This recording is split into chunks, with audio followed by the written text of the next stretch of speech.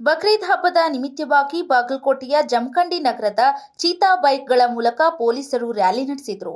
ನಗರದಲ್ಲಿ ಅಹಿತಕರ ಘಟನೆ ನಡೆದಿರಲಿ ಎಂಬ ಕಾರಣಕ್ಕೆ ಸಿಪಿಐ ಮಲ್ಲಪ್ಪ ಮಡ್ಡಿ ನೇತೃತ್ವದಲ್ಲಿ ನಗರದ ಪ್ರಮುಖ ಬೀದಿಗಳಲ್ಲಿ ಚೀತಾ ವಾಹನಗಳ ಮೂಲಕ ರ್ಯಾಲಿಯನ್ನ ನಡೆಸಲಾಗಿದೆ.